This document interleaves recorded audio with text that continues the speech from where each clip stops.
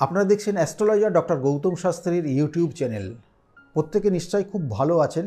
আজকে কয়েকটা জিনিস নিয়ে আলোচনা করব, খুব গুরুত্বপূর্ণ যে সময়টার মধ্যে দিয়ে আমরা যাচ্ছি, অর্থাৎ এই পিতৃপক্ষ, তারপরে যেটা সমাপ্তি হবে সেখানে মহালয়ার তিথি, অর্থাৎ মহৎ আলয়, এবং সেই যে কানেকশানটা রয়েছে, অর্থাৎ আমরা বলি যে আমাদের পূর্বপুরুষ যে তিনটে জেনারেশান যারা গত হয়েছেন, তারা কিন্তু এই মুহূর্তে তারা পিতৃলোকে গিয়ে অবস্থান করে এবং তাদের কর্মফল তারা ভোগ করেন। এবং এই নির্দিষ্ট সময় যে পিতৃপক্ষ যখন চলে, তখন ওই তিন জেনারেশনের তাদের আত্মা কিন্তু এখানে অবস্থান করে, অর্থাৎ মর্তে চলে আসে এবং তাদের প্রিয় মানুষগুলোর সঙ্গে থাকার চেষ্টা করে, এবং প্রিয় মানুষগুলো তাদের সঙ্গে থেকে তাদের কি সমস্যা সেগুলো দেখার চেষ্টা করে। তাই এবং তারা এই যে একটা সময়ে, নির্দিষ্ট সময়ে আসে, এবং এটা একটা মহৎ কাজ। আমরা বলি না যে এই বিশেষ করে যে মহালয়ার যে তিথি, সেই মহালয়ার তিথিতে আমরা তর্পণ করে থাকি, এবং এই তর্পণ কিন্তু শুধু মহালয়ার তিথিতেই করা হয় না, সমগ্র পিতৃপক্ষ যে 16টা দিন থাকে সেই 16টা দিনেও করা হয়। এবং যার যে তিথিতে, আমরা বলি না তিথি নক্ষত্র, এবং এখানে কোন পক্ষে মারা গেল, অর্থাৎ আপনার পূর্বপুরুষ যারা গত হয়েছেন কোন পক্ষে কোন তিথিতে মারা গেছেন, এবং সেই পক্ষ ধরে এই নির্দিষ্ট পিতৃপক্ষে তার কিন্তু জল এবং তিল দেওয়া হয় বা তর্পণ করা হয় তার উদ্দেশ্যে।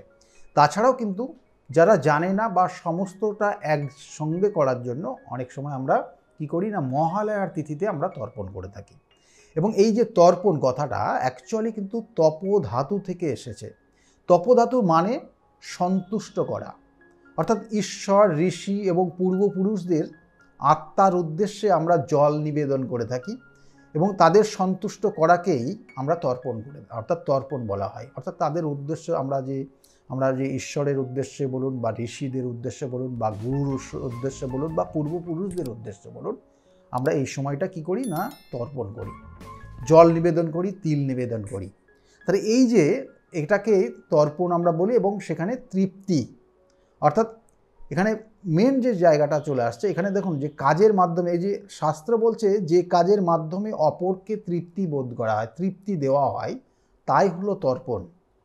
তিল ও জল দিয়ে সাধারণত তর্পণ আমরা করে থাকি।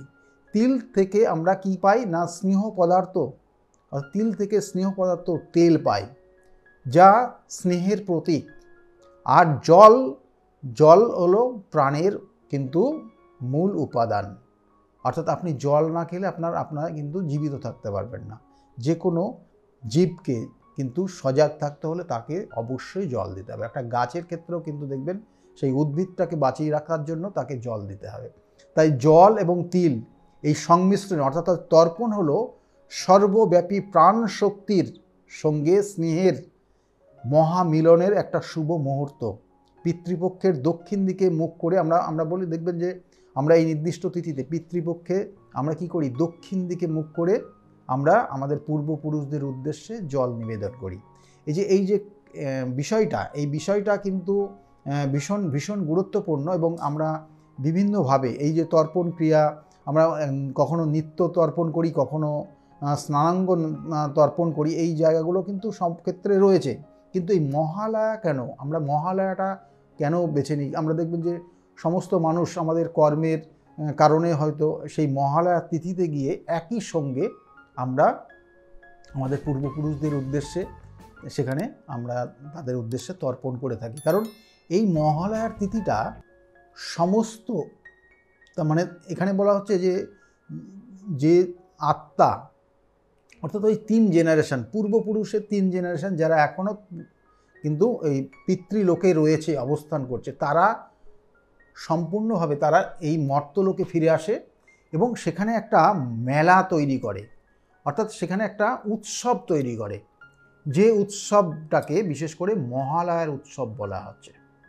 এবং এই উৎসবে আমরা তাদের উদ্দেশ্যেই কিন্তু জল নিবেদন করি, তিল নিবেদন করি। আর এখানে বলবো যে শুধুমাত্র এই যে এটাই না, আমরা তাদের উদ্দেশ্যে দিই না। এখানে দেখবেন যে তর্পণের বিভিন্ন রকমের ভেদ রয়েছে, যেমন মনুষ্য তর্পণ রয়েছে, ঋষি তর্পণ রয়েছে, এবং দিব্য পিতৃতর্পণ রয়েছে, যম তর্পণ রয়েছে, বিশ্বতর্পণ রয়েছে, বাম তর্পণ রয়েছে। তাহলে এই যে জায়গাগুলো বিশেষ করে কিন্তু রয়েছে, আমরা এই নির্দিষ্ট তিথিতে করি, যেটা হচ্ছে মহালয়ার তিথি। তাই এই মহালয়ার তিথি এতটাই গুরুত্বপূর্ণ, যাদের ক্ষেত্রে কোনো রকমের পিতৃদোষ রয়েছে। আমরা দেখবেন যে অনেক সময় আমাদের পিতৃদোষের কারণে আমাদের জীবনের সাকসেসগুলো আটকে যায়। অর্থাৎ পূর্বপুরুষ কেউ হয়তো কোনোভাবে তার অভিশপ্ত জায়গা তৈরি হয়েছে, হয়তো কোনো কারণে তাদের মনোমালিন্য তৈরি হয়েছে, অর্থাৎ এটা জেনেটিক একটা প্রবলেম দিনের পর দিন হয়ে আসছে, আপনার জেনারেশনের পর জেনারেশন হয়ে আসছে যেগুলো, সেটা কিন্তু পিতৃদোষের জায়গা। সেই রকমই একটা পিতৃদোষ, যেমন কারো ক্ষেত্রে দেখা গেল যে সাধু সর্প দোষ, কারো ক্ষেত্রে দেখা গেল যে এমন কিছু দোষ যেমন কাল সর্পযোগ, কারো ক্ষেত্রে দেখা গেল যে শাপিত দোষ, কারো ক্ষেত্রে দেখা যাচ্ছে যে গ্রহণ দোষ, যেমন রবি রাহু গ্রহণ দোষ হয়, এটা একটা পিতৃদোষ। দেখা যাচ্ছে যে শনির সঙ্গে রবির একটা বিষ যোগ তৈরি হয়, এটা একটা পিতৃদোষ। তাহলে এই ধরনের পিতৃদোষ যেগুলো থেকে আপনি মুক্ত হতে পারেন, যেগুলো আপনি প্রায়শ্চিত্ত করতে পারেন এই নির্দিষ্ট তিথিতে, এবং সেই জন্য এই নির্দিষ্ট তিথিতে আপনি যদি আপনার সঠিক ক্রিয়ার মাধ্যমে আপনার ওই দোষটাকে খণ্ডন করতে পারেন বা প্রায়শ্চিত্ত করতে পারেন, তাহলে আগামী দিনটা আপনার ক্ষেত্রে শুভত্ব জায়গা তৈরি হবে। সেই জন্য এটা বোঝানোর জন্য, কারণ এই নির্দিষ্ট তিথিটা এতটাই গুরুত্বপূর্ণ এবং পরবর্তী যে সময়টা আসবে সেটাও কিন্তু গুরুত্বপূর্ণ, কারণ এই বছরে বিশেষ করে এই পিতৃপক্ষ সমাপ্তি এবং মহালয়া তিথি, এবং তারপরে শুরু হয়ে যাবে দেবীপক্ষ শুরু হয়ে যাবে। এবং এই দেবীপক্ষতে বিশেষ করে কোনো জিনিস, অর্থাৎ কোনো আপনার প্রতিকার প্রতিবিধান ধারণ ভীষণ ভীষণ গুরুত্বপূর্ণ। তাহলে এই জিনিসগুলো কিন্তু রয়েছে, এবং এই এইগুলোকে সেইভাবে সঠিক দিশার সঙ্গে আপনাকে চলতে হবে। এবং বিশেষ করে একটা ছোট্ট করণ ক্রিয়া বলবো, যাদের ক্ষেত্রে অনেক সমস্যায় আপনি ভুগছেন এবং এই সমস্যার থেকে আপনি বেরোতে পারছেন না, এবং এই নির্দিষ্ট তিথি যেটা মহালয়ার তিথিতে আপনি যদি করতে পারেন, অনেকটা ভালো ফল পাবেন। যেটা আপনি কোনো দুস্থ মানুষের উদ্দেশ্যে আপনি এটা করবেন। কি করবেন না, 250 গ্রাম চাল নেবেন, 250 গ্রাম তিল নেবেন, 250 গ্রাম চিনি নেবেন, 250 গ্রাম তেল নেবেন, নিয়ে একসঙ্গে করবেন, এবং তার সঙ্গে সঙ্গে আপনি একটা 5 রকম, অর্থাৎ একটা প্যাকেটে 5 রকমের মিষ্টি নেবেন, এবং সঙ্গে 11 টাকা বা 21 টাকা বা আপনার সামর্থ্যের মতো 101 টাকা দক্ষিণা দিয়ে একটা প্যাকেট করে আপনি দুস্থ মানুষের উদ্দেশ্যে, এবং সেটা তাকে দান করবেন।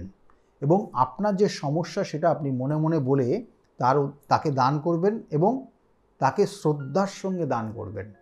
যদি করতে পারেন এই নির্দিষ্ট তিথিতে, তাতে কিন্তু আপনার অনেক সমস্যার নিবারণ হবে।